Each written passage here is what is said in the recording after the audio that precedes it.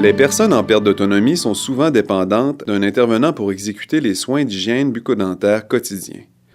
Ces soins sont essentiels au maintien d'une bonne santé bucco-dentaire. Le patient alité nécessite que l'intervenante se place d'une façon appropriée afin qu'elle ait accès facilement à sa bouche. Pour effectuer efficacement les soins d'hygiène buccale, l'intervenante devrait à l'avance préparer le matériel nécessaire et le mettre à sa portée sur un support adéquat. Le matériel nécessaire comprend la brosse à dents ayant des soies souples ou électriques, le dentifrice fluoré, les gants jetables, une serviette pour couvrir le cou et la poitrine et un récipient de type haricot. Toutes les interventions nécessitent des précautions d'hygiène allant de la propreté des surfaces environnantes jusqu'au lavage des mains ainsi que le port des gants. Lors des soins d'hygiène bucco-dentaire quotidiens avec une brosse à dents, l'intervenante appliquera à l'avance le dentifrice car la durée de coopération peut être limitée chez certains patients. Elle relève la tête du patient afin de le placer de façon à avoir accès à sa bouche plus facilement tout en adoptant une position ergonomique. La prochaine étape consiste à abaisser la ridelle du lit afin qu'elle puisse s'approcher du patient et ajuster la lampe murale pour effectuer les soins. Elle enfilera ensuite ses gants et placera la serviette pour protéger le patient des éclaboussures pouvant survenir durant le brossage. Elle demandera au patient, si celui-ci a la capacité de le faire, de maintenir en place le haricot sous le menton. Je vais vous demander de tenir le petit plat ici. Ça va? Ouais. Avant de débuter le brossage, l'intervenante devra s'assurer que le dentifrice a bien pénétré les soies de la brosse. Le patient en perte d'autonomie est souvent atteint à des degrés différents de dysphagie.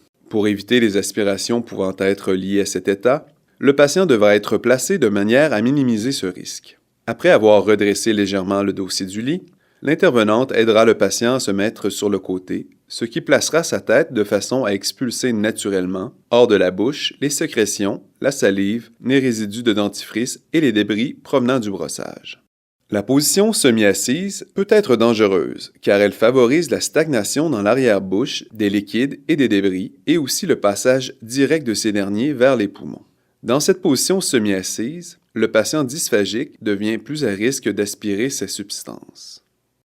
Pour être efficace, le brossage des dents doit être systématique et suivre une séquence définie pouvant varier selon l'intervenante. Dans le cas d'un patient alité ayant une hygiène dentaire déficiente où la plaque dentaire et les débris se sont accumulés, le brossage débute sur l'arcade supérieure gauche, sur la partie buccale des molaires en se dirigeant progressivement vers l'avant et ensuite vers les dents postérieures de l'arcade supérieure droite.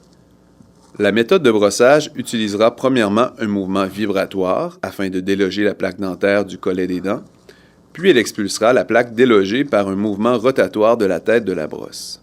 Cette procédure se fera par groupe d'une ou deux dents jusqu'à ce que toutes les dents de l'arcade supérieure aient été nettoyées.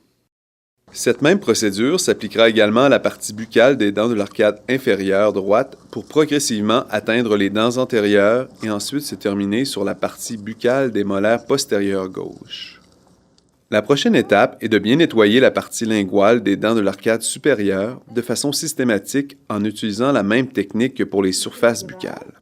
L'intervenante débute par la partie postérieure pour progressivement nettoyer les incisives supérieures. Notez bien le mouvement de la tête de la brosse à dents lors du nettoyage des incisives supérieures, qui n'inclut pas de mouvement de rotation, mais bien un mouvement de va-et-vient permettant de nettoyer toutes les surfaces à couvrir.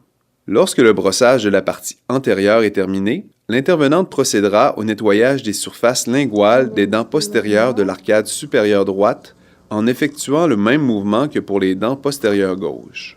Pour la partie linguale des dents de l'arcade inférieure, la même technique est utilisée, mais une attention sera portée à la langue qu'on devra repousser à l'aide du revers de la tête de la brosse afin d'atteindre et de bien nettoyer toutes les surfaces à couvrir. Notez encore une fois pour les dents antérieures qu'on utilise le même mouvement de la tête de la brosse que pour la partie palatine des incisives supérieures. La dernière partie du brossage consiste à bien nettoyer de façon systématique les surfaces occlusales ou incisives de toutes les dents. Pour ce faire, il faut effectuer un mouvement de va-et-vient avec la tête de la brosse dont les poils sont orientés perpendiculairement avec la surface occlusale ou incisive des dents. Lorsque le brossage est terminé, on demande au patient ayant la capacité de le faire de cracher. Il faut éviter de se rincer immédiatement la bouche pour augmenter l'efficacité du dentifrice fluoré utilisé lors du brossage. C'est terminé.